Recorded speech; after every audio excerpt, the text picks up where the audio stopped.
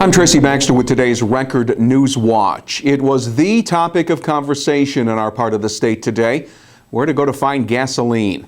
The continuing electrical outages here and in New York and New Jersey has triggered a fuel frenzy as folks from power-starved northern Jersey headed into the Hudson Valley in search of gas. That, coupled with a lack of power in some local communities, further strained the dwindling supplies here, with many area stations running out of gas for the time being. At the West Main Street Monhegan Avenue intersection in the city of Middletown earlier today, the Mobil station had run dry, while across the street the Cumberland Farm Store had just received a shipment late this morning, turning a store employee into a traffic cop, maneuvering vehicles around the gas pumps. Among those at the right place at the right time, Stephen from hard-hit Warwick. Yes, I'm one of the lucky ones. But gas has been tough to get today because Quick Check in Florida's out and Warwick's out because all the people in Jersey are coming up to get gas. So it's been very hard to find gas today. But we're happy and we got everything going. Today's the first day I actually saw an Orange and Rockland truck working. And it looks like it's going to be another day, maybe two. An employee of the Warwick Valley Telephone Company was there as well, filling tanks. It's also where we met up with Daniel from Westtown. I live from Westtown. Okay. Just like 25 miles from here. So you came up here hoping, right? Yes, hoping. I got a phone call from a friend of mine. He told me that it was going to be gas in here. All right, and your timing was good. I guess it just got... Yeah, I just got here. I have to wait the line as you could see, but no choice. Hoping for the best. We weren't expecting it to be as bad as it is, but it's really devastating because people have to get to work and is having a hard time.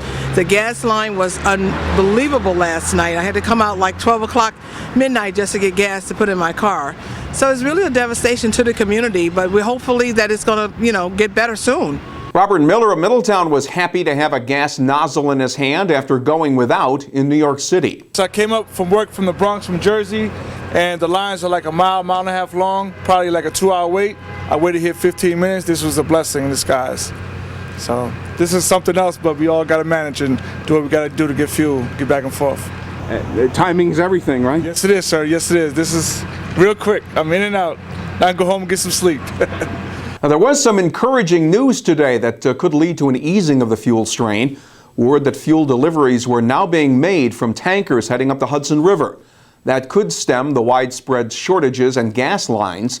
And Governor Cuomo took action that allows those deliveries to be made without the normal registration requirements. Here are the power restoration updates for the region as of early this afternoon. Orange and Rockland Utilities reports that 35,400 of their Orange County customers are still out. They are hoping to have most back online by early next week. Central Hudson says it will have 90% of its outages repaired by Sunday. NYSEG has roughly 18,000 of its Sullivan and Ulster County customers still in the dark.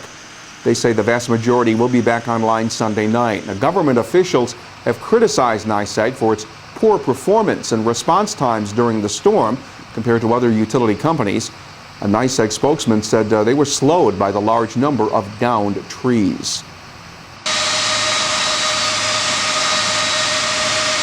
The Stewart Air National Guard Base has become an important link connecting personnel and supplies to Sandy relief efforts in New York and New Jersey. 17 transport planes, 5 C-5s and 12 C-17s will be bringing 632 tons of equipment to Stewart over the next few days.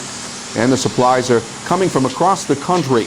The cargo from an Air Reserve base in California includes 69 vehicles from Southern California Edison Company, which will be used to make electrical repairs in the most devastated areas. And about 100 crew members from Stewart's own Air National Guard base have been deployed to help with other Sandy relief efforts, including the evacuation of hospitals that still do not have power.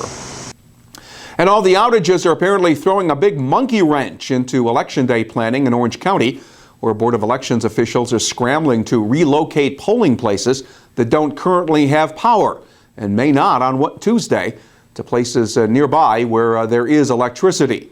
Now keep checking back here at Record Online for a list of polling place changes as next Tuesday, Election Day, approaches.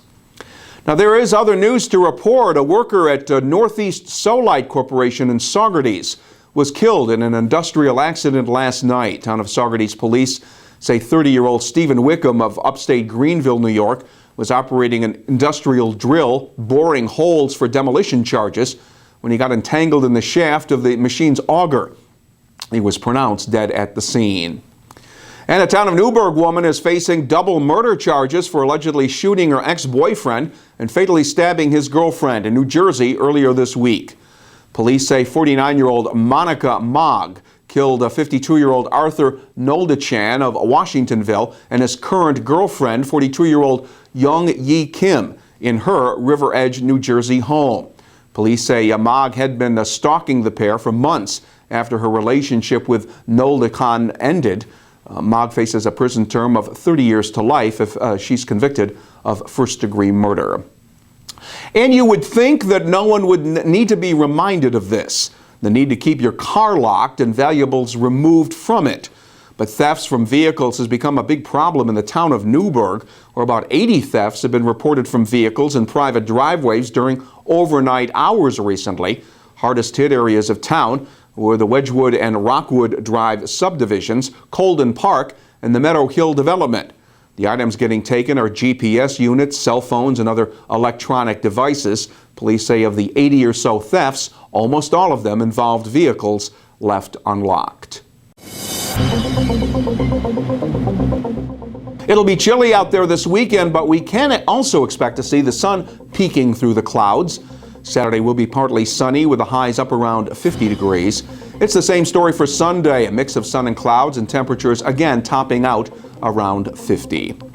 Stay on top of the latest developments this weekend right here at Record Online as the slow recovery continues.